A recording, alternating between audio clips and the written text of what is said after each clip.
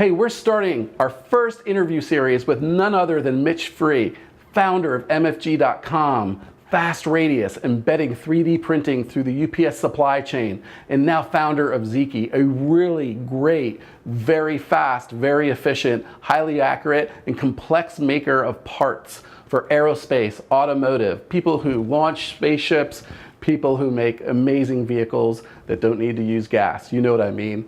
This is a guy that gets marketing, understands digital. He's going to be our first interview. So if you're looking to be a better marketer and seller of your industrial products and services in your manufacturing operation, this is a guy that you're going to want to check out.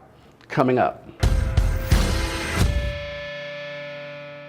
Thanks for hanging out with me, my friend. Always fun. I appreciate you. Love being in Nashville.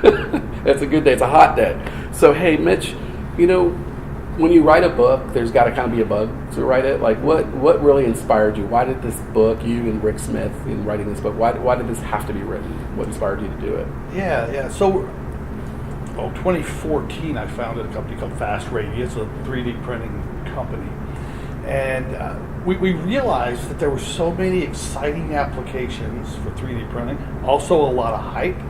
And we felt like we needed to tell the story. We needed to tell people what was real and separate that from what was hype. Mm-hmm. What are the real applications and what are the fantasy applications? Mm-hmm. And in doing so, obviously there's a bit of a selfish motive that we're going to get some good buzz out of it, some good marketing, PR pickup, speaking engagements. Mm-hmm. And so it was to educate a market and to get PR buzz. In writing the book, it was really interesting. The book started off about speaking about a story about 3M when you were brought to their offices, and I believe in Minnesota, mm-hmm. and you went there, and there were some really interesting things that happened. Can you kind of describe that meeting and kind of what was your take on what just happened mm-hmm. in the context of what's happening in the future and what's it going to mean to industrial manufacturers in the future? Yeah, I think that was like, at the point where we were forming the business, but where you haven't quite gotten your sea legs and you're thinking this is a good idea, but you haven't had a lot of validation. And Rick Smith has been a friend of mine for a long time, fellow entrepreneur, not in manufacturing, but more in executive networking and stuff. Yeah. And Rick's pretty connected with a lot of CEOs of companies. And Rick said, well, I think I'll reach out to the CEO of 3M and just see what happens. Well, it was like 5 minutes later, he had an email back. It said, you guys are doing something with 3D printing? When can you come to Minnesota? And so we were like, wow. A few days later, we're sitting in Minnesota with the entire executive team. And they were talking about trying to find applications and use cases and how they didn't really know what 3D printing was about. They knew very cursory, but they knew it was something they needed to know about. And that they were going to adopt, they were going to invest in, they were going to create products around, and they were looking for people to help them, and they were looking for knowledge. Mm-hmm. You came out of there, I think, in the book, that's where I think Rick wrote that, what's going to change, how's 3D printing going to change? I think they said, everything. Mm-hmm. And it's going to disrupt everything. Mm-hmm. And that's where he kind of coined the phrase, the great disruption. Mm-hmm. What did that do to affect, your thoughts of the future in growing Fast Radius? Was it validation? Was it like go time? Yeah, it was certainly validation. When you get the level that it's moved from a couple of engineers with a 3D printer in the lab to where the C-suite is talking about it mm-hmm. and how they're going to leverage it and scared that they're going to not catch the right wave, then you know you're onto something.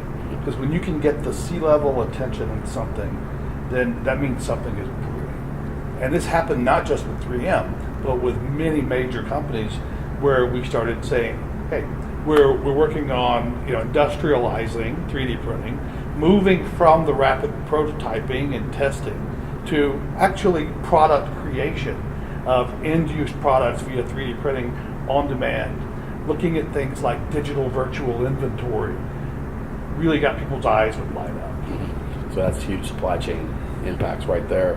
Yes. So as you started to kind of move forward in the book, it was interesting that there were stories about Sears and how he started that business, and that was a bit disruptive in terms of how they sold, and then ultimately it became a juggernaut. And then you started to look at the eBay starting up and marketplaces starting up that I think it was Echo Bay, and they changed to eBay, and then and how that started to change that market, and that first wave and that second wave and that ability to customize a solution. One of the interesting examples was Gutenberg's press and how movable type changed the printing industry.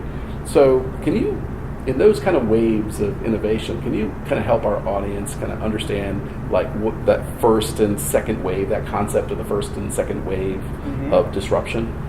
Yeah, I'll talk about it as it relates. I mean, this could go all the way back to the Industrial Revolution, right, where people were doing everything by hand, and mechanization came in, and then machines came along and got better and faster and more accurate, and then computer technologies with CNC. CNC was a massive disruption because you can now produce parts repeatably, accurately, and then we started moving toward, instead of removing metal, now we're adding metal. 3D printing, also known as, people call it additive manufacturing, right? So now we're adding metal, and people have to scratch their head. What does that mean?